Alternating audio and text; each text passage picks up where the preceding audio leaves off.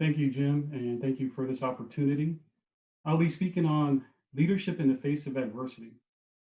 But before I go there, I'd like to thank our first responders, our medical personnel, our firefighters, our peace officers and military for all their hard work during this time of crisis.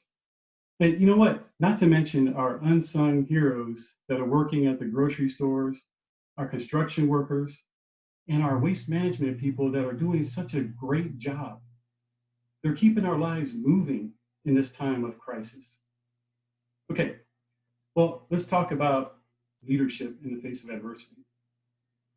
There's a difference in mindset during adversity when we're talking about leadership. We've seen this before. Leaders make quick decisions, and then things go south very quickly because of lack of perspective in adversity. You can imagine the different scenarios.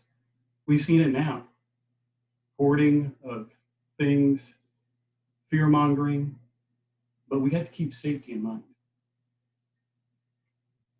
For us to do that, we need to be mindful of our choices and be programmed in our leadership mindset. What do I mean by that? Negativity must be removed from the equation in our mindset. Fear must be changed so we can be in a solution set. So solutions can be revealed. When faced with crisis, we can do three things. We can retreat, we can freeze, or we can move forward. And I can tell you one thing right now, if you guys are here listening to this video or the replay, you are people that want to move forward. So let me tell you a story about something that happened to me. It was a great leadership aha moment in my life. It was back in 2008, and we just started getting into real estate after my first enlistment in the U.S. Army, and things were looking up. We had multiple properties, and we were moving, hustling, doing things.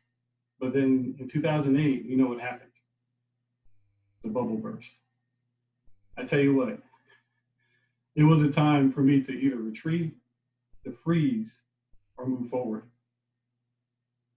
Hustling was not the word I would use to describe how I was feeling at that time.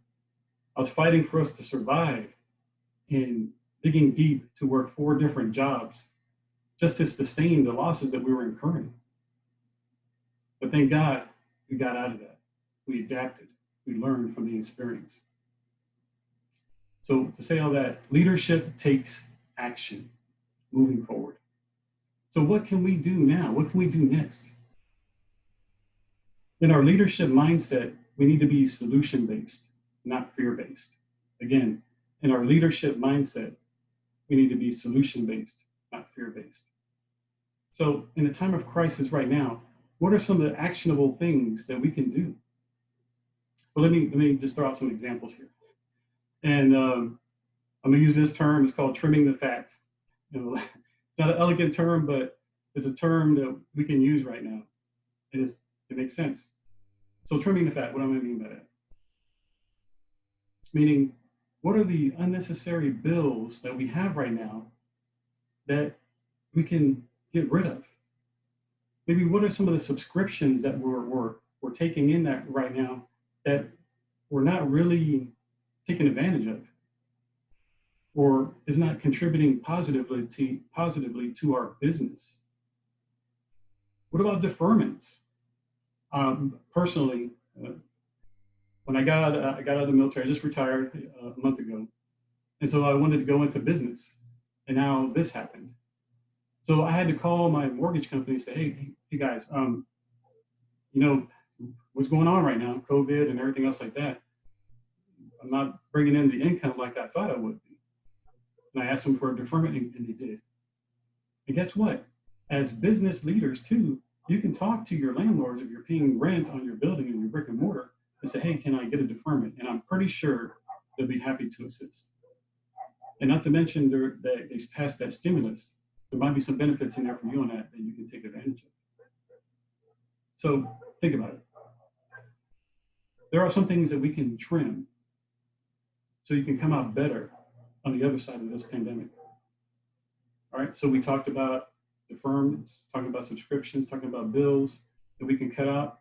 And one of the biggest things that we can do right now, if you're in business, if you're doing all this trimming the fat and taking things out, you know what? You might be able to help keep some of your employees that were helping out your business. There's a benefit to that. Leaders take action. You don't let negativity, don't let fear take control of good leadership in the face of adversity. So, what steps can we take right now? What are some of the things that we can do to give ourselves a better outcome on the other side of this pandemic? So let me throw that out there. In a leadership role, leaders plan for the outcome in mind and start taking action right now. So what can you do in this new normal that we're facing right now? Plan for a better outcome. So what are the new norms that are going on right now? We've heard it in the news. We've heard it amongst our conversations. I've heard it from my other coaches that I work with and my mentors. We're hearing the new norms that's being quarantined, but not really, because we can still go about our business. People are feeling isolated in this new norm. People are stuck in our homes, but you know what? You're in your home. The lack of toilet paper. But you know, I think that's getting better. I've been to the market a couple of times and starting seeing the shelves with some stuff. Social distancing, the new norm. Well, you know what? That new norm is a temporary new norm. Leaders look to these new norms and seeing how they can grow and expand on the other side. Some of us know about new norms because of 9/11. We thought at that time that we weren't going to be able to travel like we used to. We weren't going to be doing the things that we thought we were being doing. We thought terrorism was going to be on every month, every year. But we found out that that wasn't the new norm. We found out and we adjusted. We started adapting.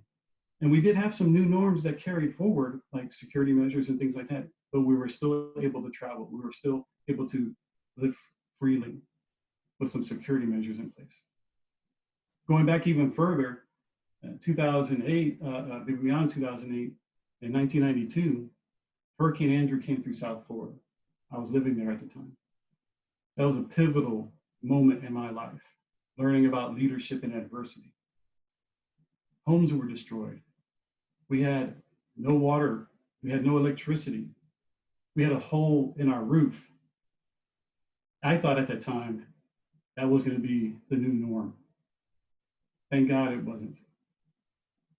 My parents showed me great leadership in the face of adversity, and they're like, look, amongst all this chaos and mess around us, we got to take steps and move forward and start doing the cleanup, helping neighbors, seeing what they need. And we got through that. We found out that that wasn't the new norm. So what's going on right now? What are some of the positive things that are happening right now that we can think of that are some of the new norms? Families are learning that they can spend more time together, being creative at home. A friend of ours posted online the other day that, hey, we're camping outside in the backyard, having fun. A great new norm in the midst of this crisis. Friends of mine that I know that are in business are doing great things. A friend of mine posted online the other day that it took him 2 years one time to write a book. But during this time, he wrote a book in 2 weeks. And guess what? It was a book for how businesses right now can survive during this time. Other businesses are finding out. We have a friend of ours, and she has a brick and mortar business. And now she's like, hey, I got to get on e-commerce to provide my services and products to my customers that still need my services and products. Adapting, learning, growing. Restaurants are finding out that they don't have to just stick to just people coming to them. They're like, hey, we need to put a drive-up window. We need to have services that to deliver to the people that want our foods. And myself personally, and other people are finding out as well, right now is a good time for self-development, learning and growing, so we can be better on the other side of this pandemic. So our challenge is, what are some of the positives that you're finding out right now for your time in this adverse situation and leadership role to get better on the other side? So we learned about negativity, getting that out of the equation. We learned about fear and not letting fear control what you're doing. We talked about moving forward. We talked about positivities that are happening right now, positive things that are happening. So what can we do? You know what? Something else. People are learning people are learning new things by brainstorming great ideas. For example, we found out the other day that some people were getting together and they were sending letters to nursing homes so people can have some joy in their life, even though they're kind of, they're not being with their family members right now. So this group came together and said, look, let's send letters to the nursing homes to show them how we appreciate them, we love them, encourage them during this time of crisis. Just the other day, I saw another posting that people were thinking about, hey, let's send food to the first responders to show them how much we care, show how much we support them during this time because they're working hard. They're on the front lines. So what else can we do? What other positives can you employ in your life during this time that can benefit you, benefit others, and benefit the world during this time, in this time of crisis? And that's part of being in a leadership role in the midst of crisis. So this is my time. And I thank you, and I want to hand things over to Jim. And I do appreciate your time, in learning this. And again, let's take these things about getting out negativity, taking away fear, moving forward, gleaning these positive ideas that we're learning right now. That could be your temporary new norms, but the positive things that we can make to turn them into long-term new norms in the face of this crisis. Thank you.